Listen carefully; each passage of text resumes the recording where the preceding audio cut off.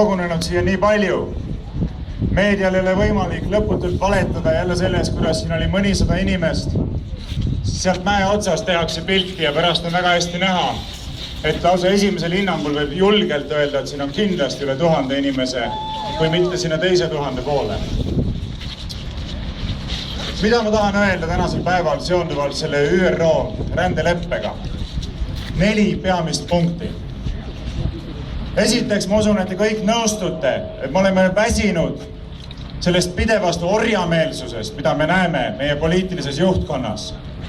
Kui palju me oleme kuulnud jutte sellest, et Eesti peab jätkama oma pikaajalist välispoliitilist kurssi ning püsima läänelike väärtuste kursil.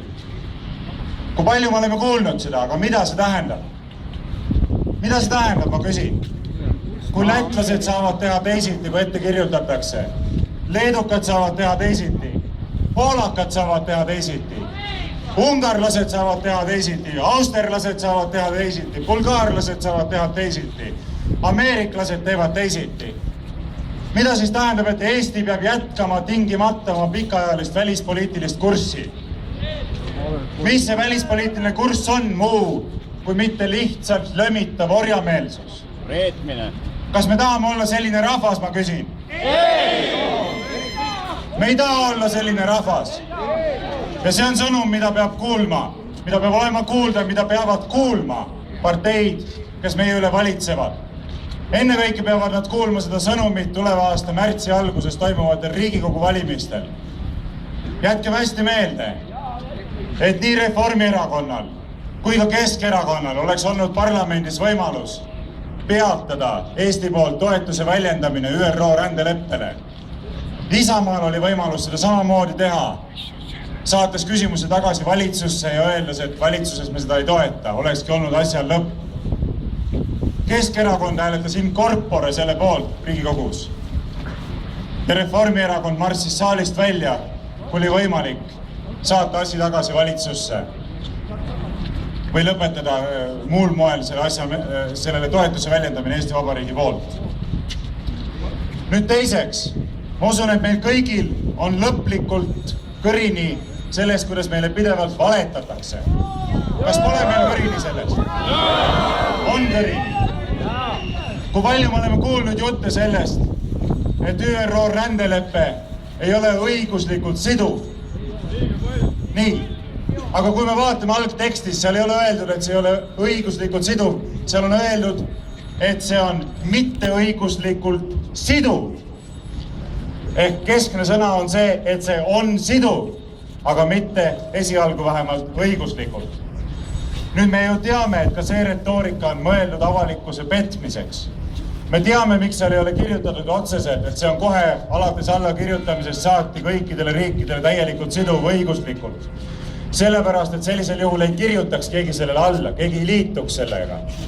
Eesmärgiks on liikuda sammu haaval sellise ideoloogilise ja poliitilise programmi kehtestamise poole, mida ei ole võimalik kehtestada üle öö. See on siililegi selge, niimoodi on ÜROs pidevalt asjad toimunud. Ja me ei luba endale enam lõputult valetada nende asjadega seonduvalt. Räägitakse sellest, et see ei kohusta muutma mitte kedagi mingisuguseid seadusi, mis on täielik vale. Need inimesed kas ei ole lugenud seda lepet või nad ei oska lugeda või nad lihtsalt valetavad inimestele näkku. Seal on palju kohustusi selgesõnaliselt välja toodud ja seda ei saa harjata ka sellega, et tõlkida sõna commitment mitte kohustuseks, vaid pühendumuseks. Kolmandaks, me näeme siin väga tõsiseid probleeme demokraatia ideaaliga seonduvalt. Eesti peaks põhiseaduse kohaselt olema demokraatlik vabariik, kus kõrgeima riigivõimu kandjaks on rahvas. Aga meie president Kersti Kaljulaid, kes ma tuletan meelde, saab rohkem raha iga kuu Euroopa Liidult kui Eesti Vabariigilt ja tegutseb pigem Euroopa Liidu huvide esindajana kui Eesti Vabariigi huvide esindajana ootuspäraselt selles olukorras. Ütles rändeleppele toetuse väljendamise järgsel päeval, et see on Eesti demokraatia jaoks hea päev.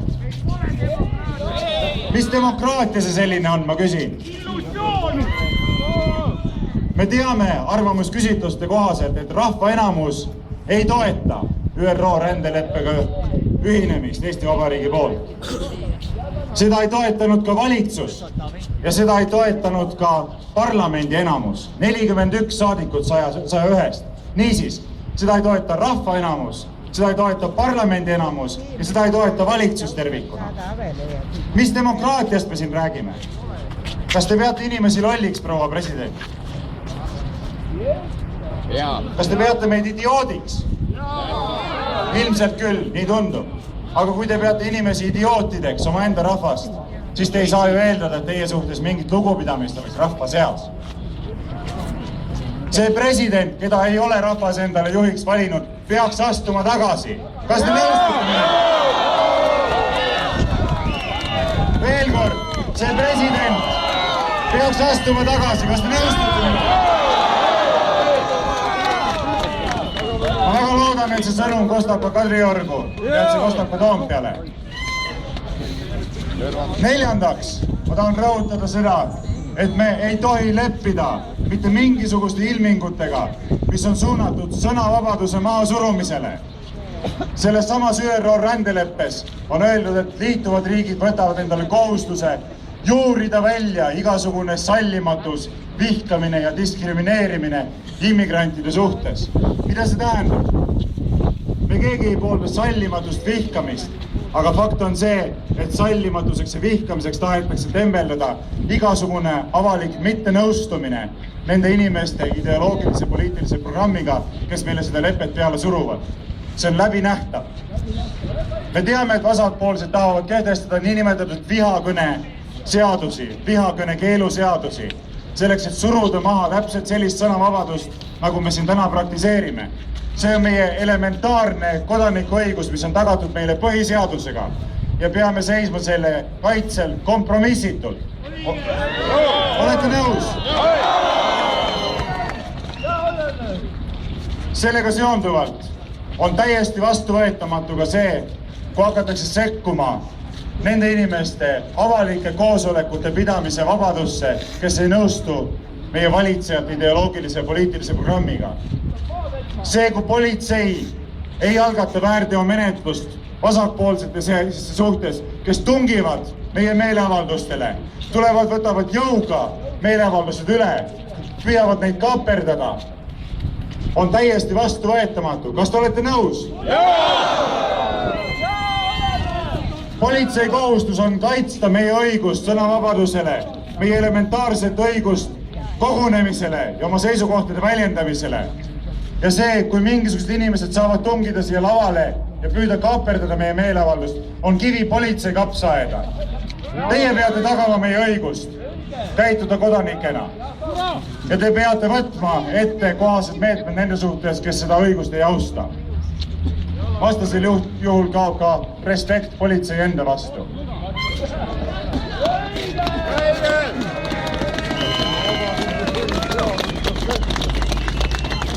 Lõpetuseks ma tahan veel kord rõhutada seda, et meil on vähem kui 3 kuu pärast Riigikogu valimised. See on üks väheseid hetki õige mitmete aastate jooksul, kus meil on võimalik midagi teha, et meie riigi poliitilist kurssi suunata. Vaadakem peeglisse ja mõelgem väga tõsiselt selle peale, et milleks see meid kodanikena kohustab. See on kohustus, mida ei tohi võtta kergekäeliselt. Tehkem kõik endast olenevalt, et need poliitilised jõud, kes on püüdnud läbi suruda Eesti Vabariigi liitumist ÜRO rändeleppega, selleks, et samm-sammu haaval loovutada neid suveräänsuse riismeid, mis meile veel alles on jäänud, ei pääseks enam võimu juurde. Kas olete nõus? Need valitsejad peavad oma positsioonide juurest lahkuma. Kas olete nõus? Töötame üheskoos selle nimel, pingutame üheskoos selle nimel ja ärme viska püssi nurka. Aitäh teile!